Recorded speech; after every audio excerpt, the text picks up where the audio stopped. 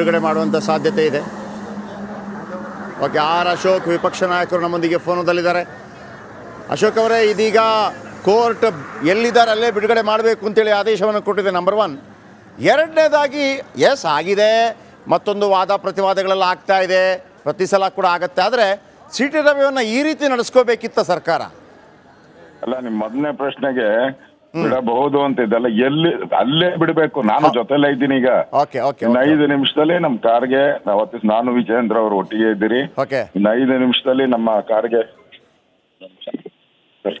Please sir, republic TV please sir, sir ಮಾತಾಡಿ sir please.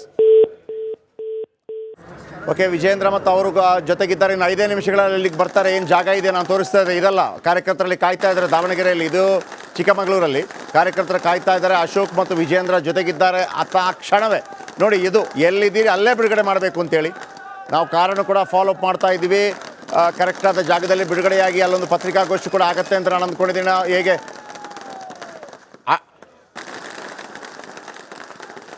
Okay, C T Ravi ಅವರ advocate ಆಗಿರುವಂಥ ಸಿದ್ಧಾರ್ಥ್ ಅವರು ಮಾತಾಡ್ತಾ ಇದ್ದಾರೆ. ಸಿದ್ಧಾರ್ಥ್ ಸರ್, ನಮಸ್ತೆ. All the Supreme Court judgments also which we had quoted, including the High Court judgments as well, all of this was quoted. All the guidelines which have not been followed. Again, there was also a need as to why there was a need for an arrest. That was also because and that immediate arrest without notice. So which is why the provision is very, very clear. The statute is very, very clear to say that, see, if for any reason it is not so, you have not followed XYZ 1, 2, 3, 4, then it has to be a release forthwith. That is exactly what we had prayed for, and this is exactly what the Honorable High Court has also granted. Only condition is that we have to cooperate with the investigation, which we have always been ready to do. Siddharth Kumar. Okay, Siddharth Kumar. Okay, ನಮಗೆ ಗೊತ್ತಿರುವಂಥ ವಿಚಾರಗಳನ್ನು ಹೇಳಿದ್ರು ಅವರು. ಹೆಚ್ಚೇನಿಲ್ಲ, ಅಂದರೆ ಯಾವ ರೀತಿ follow ಮಾಡಬೇಕಾಗಿತ್ತು ಅಂತೇಳಿ ಒಂದಂತೂ ಭಾಳ ಸ್ಪಷ್ಟ ಆಗ್ತಾ ಇದೆ. ನಿಜ ರೀ, ಹೇಳಿದ್ದಾರೆ, ಅಕ್ಷಮ್ಯ ಅಪರಾಧ, ಅದರಲ್ಲಿ 2 ಮಾತಿಲ್ಲ. ಅಕ್ಷಮ್ಯ ಅಪರಾಧ ಒಂದು ವೇಳೆ ಅವರು ಹೇಳಿದ್ದಾರೆ, ಇನ್ನದು ಆಗಬೇಕಾಗಿದೆ. ಹೇಳಿದ್ದಾರಾ ಇಲ್ವೋ ಅಂತ ಅವ್ರು ಹೇಳ್ತಾ ಇದ್ದಾರೆ. ಅಲ್ಲಿ ತನಕ ಆರೋಪವೇ ಆಯಿತು, ಹೇಳಿದ್ರು ದಿಟ್ಕೊಳ್ಳೋಣ, ತಪ್ಪು, ಅಕ್ಷಮ್ಯ ಅಪರಾಧ. ಆದರೆ ಒಮ್ಮೊಮ್ಮೆ ಈ ಥರ ಒಬ್ಬ MLA ಒಬ್ಬ ಮಂತ್ರಿ ಆಗಿದ್ದವ್ರನ್ನ ಈ ಥರ ನಡೆಸ್ಕೊಳ್ಳೋದಿದೆಯಲ್ಲ, ಗಾಯ ಆಗಿ 3 ಜಿಲ್ಲೆ ಸುತ್ತಾಡಿಸೋದು, ಇದು ಯಾವ ನ್ಯಾಯ? ಇದು ಯಾವುದೇ ಪಾರ್ಟಿ ಆಗಿರಲಿ, ಅದು BJP ಮಾಡಲಿ, ಕಾಂಗ್ರೆಸ್ ಮಾಡಲಿ, ಯಾರೇ ಮಾಡಲಿ, ಈ ಥರ ಅಂದರೆ ಇದು ದ್ವೇಷದ ರಾಜಕಾರಣ ಆಗಬಾರ್ದು. ಸಿ ಟಿ ರವಿ ಅಂತ ಹೇಳಿಕೆಯನ್ನು ಕೊಟ್ಟಿದ್ದರೆ ಅದು ಅಕ್ಷಮ್ಯ ಅಪರಾಧ, ಒಂದು ಹೆಣ್ಣುಮಕ್ಕಳ ಬಗ್ಗೆ ಹೇಳಿರುವಂಥ ಅಪರಾಧ. ಹಾಗೆಯೇ ಲಕ್ಷ್ಮೀ ಹೆಬ್ಬಾಳ್ಕರ್ ಅವರಿಗೆ ಸಂಪೂರ್ಣವಾದಂಥ ಅಧಿಕಾರ ಇದೆ FIR ಮಾಡೋದಕ್ಕೆ, ಅವರ ವಿರುದ್ಧ ಕ್ರಮ ಕೈಗೊಳ್ಳೋದಕ್ಕೆ ಪೊಲೀಸರು ಕ್ರಮ ಕೈಗೊಳ್ಳಬೇಕು. ಆದರೆ ನಡೆಸ್ಕೊಳ್ಳೋ ಒಂದು ರೀತಿ ಇರುತ್ತೆ. ಅವರನ್ನ ತಕ್ಷಣ ಬಿಡುಗಡೆ ಮಾಡಬೇಕು ಅಂತ ಯಾವ ಆಧಾರದಲ್ಲಿ ಅವರಿಗೀಗ ಕೋರ್ಟ್ ಈ ಒಂದು ಆದೇಶ ನೀಡಿರುವಂಥದ್ದು? ನಾವು ಒಂದು ರಿಟ್ ಅರ್ಜಿ ಸಲ್ಲಿಸಿದ್ವಿ. ರಿಟ್ ಅರ್ಜಿಯಲ್ಲಿ ಏನು ಹೇಳಿದ್ವಿ, ಅರೆಸ್ಟ್ ಮಾಡಬೇಕಾದ್ರೆ ಕೆಲವು ಗೈಡ್ಲೈನ್ಸ್ ಇದೆ, ಆ ಗೈಡ್ಲೈನ್ಸ್ ನೀವು ಪಾಲನೆ ಮಾಡಿಲ್ಲ ಅಂತ ಹೇಳ್ಕೊಂಡು ವಿ ಫೈಲ್ಡ್ ರಿಟ್ ಪಿಟಿಷನ್. ನಮಗೆ ಜ್ಯೂರಿಡಿಕ್ಷನ್ ಬರಬೇಕಾದ್ರೆ, ಹೈಕೋರ್ಟಲ್ಲಿ ಜ್ಯೂರಿಡಿಕ್ಷನ್ ಬರಬೇಕಾದ್ರೆ ನಾವು ಇಂಥ ಗೈಡ್ಲೈನ್ ನೀವು ಫಾಲೋ ಮಾಡಿಲ್ಲ, ಮತ್ತು ನನ್ನ ಪರ್ಸನಲ್ ಲಿಬರ್ಟಿ ಅಂತ ಹೇಳ್ತಾರೆ. ಆ ಪರ್ಸನಲ್ ಲಿಬರ್ಟಿ ಇನ್ಫ್ರಿಂಜ್ ಆಗಿದ್ರೆ ನಮ್ಮ ಕಾನ್ಸ್ಟಿಟ್ಯೂಷನಲ್ ರೈಟ್ ಪ್ರಕಾರ ನಾನು ಹೈಕೋರ್ಟ್ ಮುಂದೆ ಬಂದಿದ್ದೀನಿ. ಹೈಕೋರ್ಟ್ ಮುಂದೆ ಏನಂತ ನೀವು ಈಗ ಸರ್ಟನ್ ಗೈಡ್ಲೈನ್ಸ್ ಇದೆ, ನಮ್ಮ ಕೆಲವು ಹೈಕೋರ್ಟ್ ಜಜ್ಮೆಂಟ್ಸ್ ಇದೆ, ಸುಪ್ರೀಂ ಕೋರ್ಟ್ ಜಜ್ಮೆಂಟ್ಸ್ ಇದೆ, ಅದರಲ್ಲಿ ಗೈಡ್ಲೈನ್ಸ್ ಇದೆ. ಈ ಗೈಡ್ಲೈನ್ಸ್ ಪ್ರಕಾರ ಒಂದು ವೇಳೆ ಈ ಗೈಡ್ಲೈನ್ಸ್ ಫಾಲೋ ಮಾಡಿಲ್ಲ ಅಂದರೆ ಅವಾಗ is to be release immediately ಅಂತ ಹೇಳ್ಬಿಟ್ಟು, ಅಥವಾ ಫೋರ್ತ್ವಿತ್ ಅಂತ ಹೇಳ್ಬಿಟ್ಟು ಕೆಲವು ಜಜ್ಮೆಂಟ್ಸ್ ಇದೆ. ಆ ಜಜ್ಮೆಂಟ್ಸ್ನ ನಾವು ಇವತ್ತು ಮಾನ್ಯ ನ್ಯಾಯಾಧೀಶರ ಮುಂದೆ ಹಾಜರುಪಡಿಸ್ಕೊಂಡು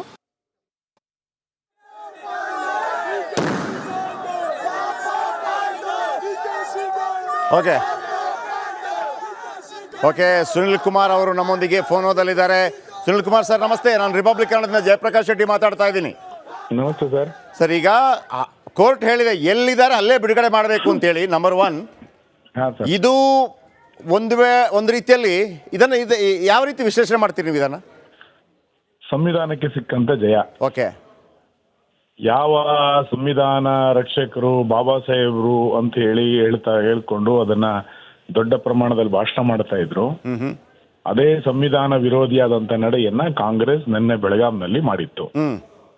ಯಾವುದೇ ಕಾನೂನುಗಳನ್ನ ಪಾಲಿಸದೆ, ಯಾವುದೇ ಪ್ರಕ್ರಿಯೆಗಳನ್ನ ಪಾಲಿಸದೆ, ಕಾನೂನಿಗೆ ಕಿಂಚಿತ್ತೂ ಗೌರವ ಕೊಡದೆ ಎಲ್ಲದನ್ನೂ ಕೂಡ ಮಾಡಿತ್ತು. ನಾನು ಯಾವಾಗ್ಲೂ ಹೇಳ್ತೇನೆ, ಕಾಕಿಯಾಗಿಯೇ ಕೆಲಸ ಮಾಡಬೇಕು, ಕಾಂಗ್ರೆಸ್ ಆಗಬಾರ್ದು ಅಂತ.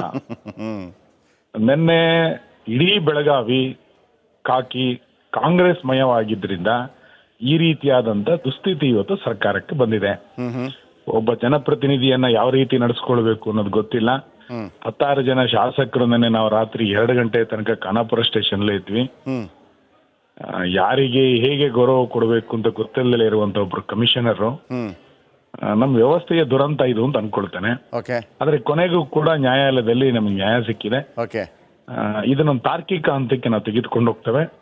ಯಾರ್ಯಾರು ತನ್ನ ಅಧಿಕಾರವನ್ನ ದುರ್ಬಳಕೆ ಮಾಡಿಕೊಂಡು ಸಿಟಿ ವಿರುದ್ಧ ಬೇರೆ ಬೇರೆ ಕ್ರಮಗಳನ್ನ ತೆಗೆದುಕೊಂಡು ಅಪಮಾನ ಮಾಡಿದಾರೋ ಅಂತವ್ರ ಎಲ್ಲರ ವಿರುದ್ಧ, ಅಧಿಕಾರಿಗಳ ವಿರುದ್ಧವೂ ಕೂಡ ಕಾನೂನು ಕ್ರಮಕ್ಕೆ ನಾವು ಮುಂದಾಗ್ತೇವೆ. ಈಗ ಒಂದು ಪ್ರಶ್ನೆ ಕೇಳ್ತೀನಿ ಸುನಿಲ್ ಕುಮಾರ್ ಅವರೇ, ಒಂದು ವೇಳೆ ಇಂಥದ್ದೊಂದು ಆರೋಪ ಪ್ರತ್ಯಾರೋಪ ಬಂತು, ಒಂದು ಕಂಪ್ಲೇಂಟ್ ಕೊಟ್ಟರು ಅಂತ ಇಟ್ಕೊಳ್ಳೋಣ, ಯಾವ ರೀತಿ ನಡ್ಕೋಬೇಕಾಗಿತ್ತು ಒಂದು ಶಾಸಕರ ಜೊತೆ, ಜನಪ್ರತಿನಿಧಿ ಜೊತೆ, ಮಾಜಿ ಸಚಿವರ ಜೊತೆ ಅಂತ ನೀವು ಹೇಳ್ತೀರಿ? ಎಲ್ಲಿ ತಪ್ಪಾಗಿದೆ ಅಂತ ನೀವು ಹೇಳ್ತೀರಿ? ಸಹಜವಾಗಿ ನೀವು ಯಾವ ಸೆಕ್ಷನ್ ಆಧಾರದಲ್ಲಿ ಅವರ ಮೇಲೆ ಕ್ರಮ ಆಗಬೇಕಿತ್ತು ಆ ಪ್ರಕಾರ ನೋಟಿಸ್ ಕೊಡಬೇಕಾಗಿತ್ತು. ಕಂಪ್ಲೇಂಟ್ ಆಗಿ ಅವ್ರನ್ನ ಖಾನಾಪುರಕ್ಕೆ ಕರ್ಕೊಂಡು ಹೋದ್ರು. ರಾತ್ರಿ ನಾವು ಕಂಪ್ಲೇಂಟ್ ಕೊಟ್ಟು ಕೂಡ ಸಿಟಿ ದೇವಿಯರ ಮೇಲೆ ವಿಧಾನಸಭೆಯ ಮೊಗಸಾಲೆಯಲ್ಲಿ 3 ಬಾರಿ ದಾಳಿ ಮಾಡುವಂತ ಪ್ರಯತ್ನ ಮಾಡಿದ್ರು. ಇವತ್ತು 3 ಬಾರಿ ದಾಳಿ ಮಾಡುವಂತ ವಿಜುವಲ್ಸ್ ನಿಮ್ಮ ಹತ್ರನೂ ಇದೆ. ಒಬ್ಬ ಅವರ ಗುಂಡಗಳ ಮೇಲೆ ಕ್ರಮ ತೆಗೆದುಕೊಂಡಿದ್ದಾರೆ. ಒಂದು FIR ಆಗಿದೆಯಾ? ಅಂದ್ರೆ ಒಂದ್ ರೀತಿ ಏನ್ ಬೇಕಾದ್ರೂ ಮಾಡಿದ್ರು ನಡೆಯುತ್ತೆ ಕರ್ನಾಟಕದಲ್ಲಿ ಎನ್ನುವಂತ ಒಂದು ವಾತಾವರಣ, ಒಂದು ಭೀತಿಯ ವಾತಾವರಣವನ್ನು ಸೃಷ್ಟಿ ಮಾಡಿದ್ರು. ಮತ್ತೆ ಒಬ್ಬ ಜನಪ್ರತಿನಿಧಿಯನ್ನ ನಮ್ಮ ಎದುರುಗಡೆ ಖಾನಾಪುರದಿಂದ ಬೆಂಗಳೂರಿಗೆ ಜನಪ್ರತಿನಿಧಿ ನ್ಯಾಯಾಲಯಕ್ಕೆ ಕರ್ಕೊಂಡು ಹೋಗ್ತೀನಿ ಅಂತ ಹೇಳಿ ರಾತ್ರಿ ಇಡೀ ಸುಮಾರು ಒಂದು 200-250 ಕಿಲೋಮೀಟರ್ ಸುತ್ತಾಡಿಸ್ತಾರೆ ಅಂತಂದ್ರೆ ಇನ್ ಸಾಮಾನ್ಯ ಜನರ ಪರಿಸ್ಥಿತಿ ಏನು? ಖಂಡಿತ ಇದ್ರ ವಿರುದ್ಧ ಆಕ್ರೋಶ. ಖಂಡಿತ. ಆಮೇಲೆ ಅದಕ್ಕೆ ಪೂರಕವಾಗಿ DK ಶಿವಕುಮಾರ್ ಒಂದು ಮಾತು ಹಿಂದೆ ಕೂಡ ಹೇಳಿದ್ರು. ರಾಮಮೂರ್ತಿ ಅವರು, ಅಲ್ಲಿ ಜಯನಗರ ರಾಮಮೂರ್ತಿ ಅವರು ಸ್ವಲ್ಪ ನನ್ನ ಬಗ್ಗೆ ಹಿಂಗೆ ಮಾತಾಡ್ತಾರೆ, ನಾನು ತಡೆ ಹಿಡಿದಿದ್ದೀನಿ ಒಂದು.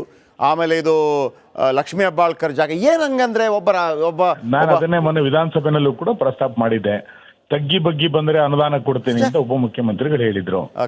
ಅನುದಾನ ಕೊಡುವಂತದ್ದು ಇವ್ರು ಕೊಡುವಂತ ಭಿಕ್ಷೆ ಅಲ್ಲ, ನಾವೇ ಬಜೆಟ್ ಅನ್ನು ಪಾಸ್ ಮಾಡಿಕೊಡೋದು. ಹೌದು, ಎಲ್ಲಿ ಕೊರತೆಗಳಿದೆಯಲ್ಲ ಅನುದಾನ ಕೊಡಬೇಕು. ತಗ್ಗಿ ಬಗ್ಗಿ ಬಂದ್ರೆ ಅನುದಾನ ಕೊಡ್ತೀನಿ ಅಂತ ಒಬ್ಬ ಜವಾಬ್ದಾರಿತ ಮಂತ್ರಿ ಹೇಳಿದ್ರೆ ಏನ್ ಪರಿಸ್ಥಿತಿ?